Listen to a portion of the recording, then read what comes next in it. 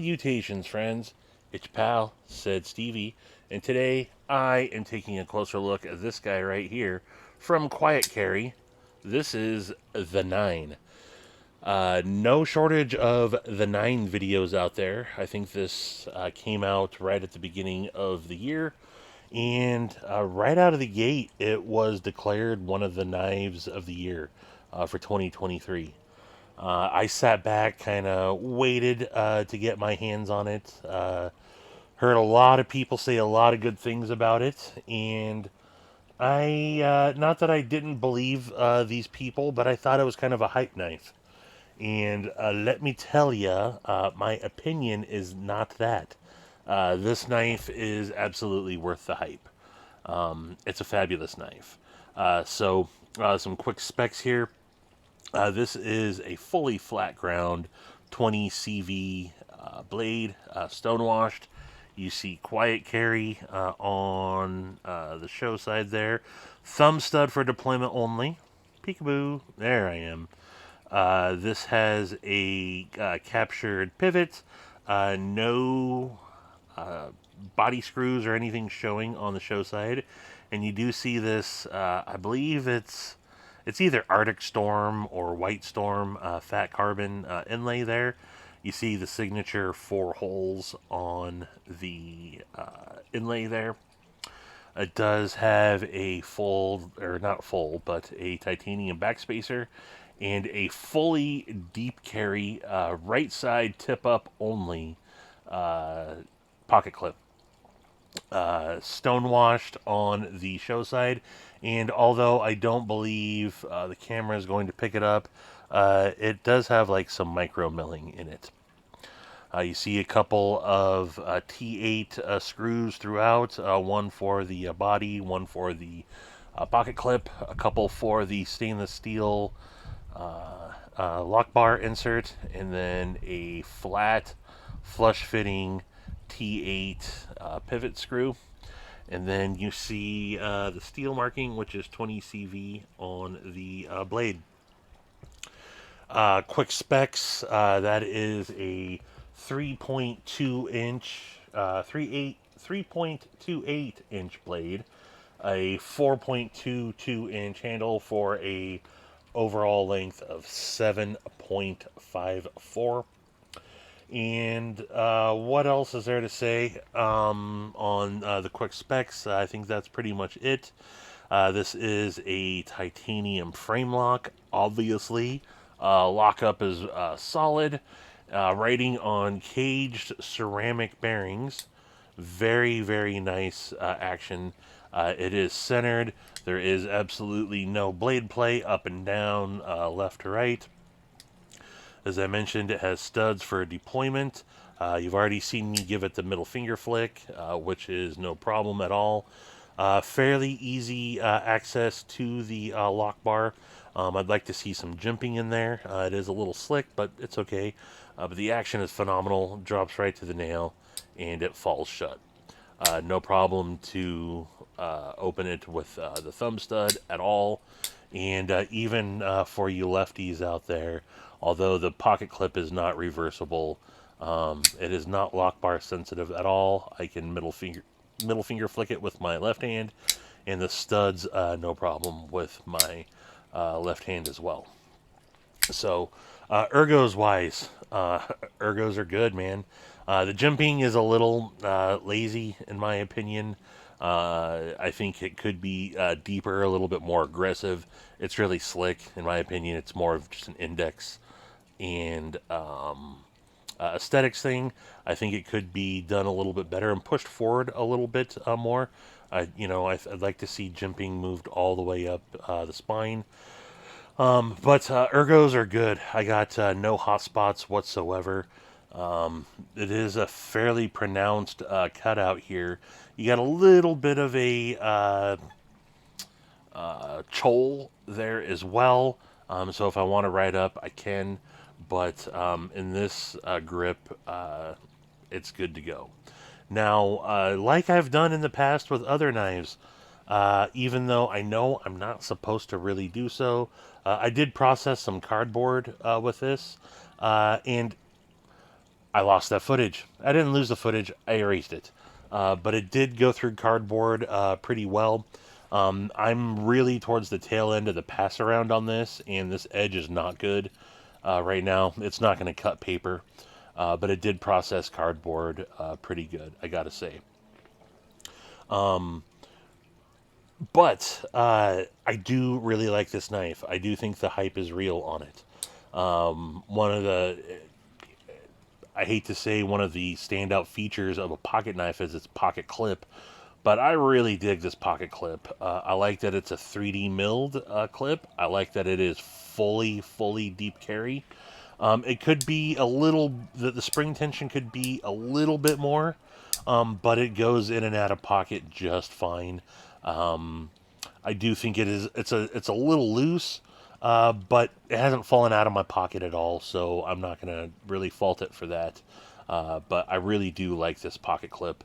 I like that they used all the hardware on the show side, so you really just see the standoffs there on the show side. And just overall, the aesthetics and the ergos are where I think this knife is good to go. Materials are good to go. I like there's a couple of different flavors of this knife. By the way, I should say this knife is completely sold out on Quiet Carry's website. They're going for about $330. They are popping up on the secondary here and there, so you can get a hold of them. And I think that's a fair price for this knife. Um, Again, the micro milling is done really well, although it's not really showing up. But yeah, I don't have a lot of nitpicks about this knife. Uh, the one nitpick I guess I would have is Quiet Carry's kind of known for their Vanex Super Clean blade steel, right? I think it's weird that they chose to go to 20 CV on this. I like 20 CV. I think 20 CV is a good steel. I got no problem with it. But Quiet Carry, that's kind of their thing. You know, the drift, the waypoint, all the others. I'm drawing a blank here. But I think that they should have stuck with that. And I also think that this knife would be, like similar to the drift, a really good liner lock knife. But again, as is, it's not bad at all. Really, it's not. Uh, I don't know if I can call this knife of the year, but it's pretty dang good. Couple of quick size comparisons, just so y'all can see it if you haven't already. Here it is against the Spyderco Para 3 and the Spyderco Manix 2. So it's kind of right in between, but it is definitely more, I think it's closer in size to, really it's right in between. I thought it was closer to the Manix 2, but now as I'm looking at it against the Spyderco, or against the Para 3, it's pretty close as well. So there you go on that. Where I compare this knife, for me, if I were to get this knife, what I compare it to the most is the McNeese Mac 2 3.5 inch. They are very similar in size if you look there. Um, this is more of a drop point versus a clip point blade. The handles are a little bit different, and I mean, look, this takes the cake 100% in my opinion. But this is U.S. made. This is a couple $100 more expensive, harder to get as well. But you're looking at MagnaCut versus 20 CV, very close in comparison to thumb studs, titanium frame locks with deep carry pocket clips and thumb studs. So I think that is a close comparison. I mentioned that's U.S. made. I believe that all quiet carries the parts are produced in Taiwan and then they're assembled here in the United States. And I don't believe that they exclude disclose. That's the word I'm looking for, who their OEM is. But every quiet carry I've handled has been done really well. This is no exception at all. And Quiet Carry is an awesome company. I know they support the community. They donated to the Jason Brown Memorial Raffle. I know that they've kicked in on previous raffles that the community has had going on. So I really do dig Quiet Carry as a company. So shout out for them. And yeah, it's awesome that they provided this knife in the pass around group. I don't remember which pass around group this is, but it's one of the pass around groups. This is the pass around knife. So shout out again to Quiet Carry. If this knife, let me back up. I've had a couple of lists that I put knives on this year. This is on a definitely maybe list. It's not something that if it became available immediately, I would rush out and get. Perhaps I would trade for one if I had something that someone wanted to trade, or if I found one at a decent price on the secondary. Again, not that I don't think the $330 is well deserved for this knife. It's just not. I'm very picky, very very picky with what I am getting this year. But I can absolutely recommend it. If you get a chance to pick this up, and this is checking all your boxes, I would say go for it. You're not going to be disappointed. It's a fabulous knife, and yeah. So that's really all I got for you. Like I said, sometimes knives are worth the hype. Earlier this year, I checked out the Chavez 229 Kickstop. I didn't think that knife was worth the hype. I really didn't. A lot of people were saying it's great. I'm not saying they're wrong. It's just for me, it didn't feel like it was any different than any other Chavez.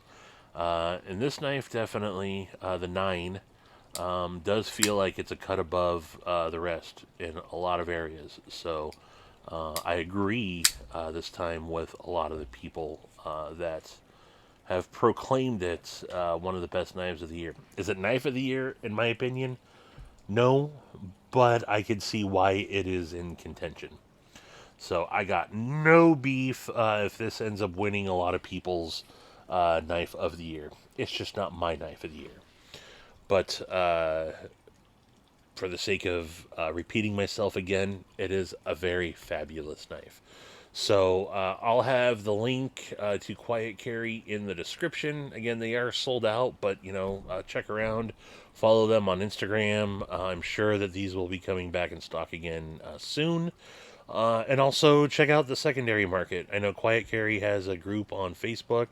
Recently, Chaz like sharp things, objects, objects or things. I forget. I'm sorry, Chaz. I know he either has one up for sale or had one up for sale on the Quiet Carry page. So maybe I'll try to link them as well. But yeah, go get you one if you haven't already yet. So if you have, let me know what you think. And if you haven't, let me know what you think. Is this something that you've seen other reviews on and you agree with? Did I miss anything? I don't know. It's been a minute since I've done a review. So, any hoodles, folks, that's all I got for you right now. Please, if you haven't already, give the video a thumbs up if you liked it, and give it a thumbs down if you didn't like it. You can subscribe right there, and you can check out that video right there. And until the next one, I'm gonna bid you mofos adeuces.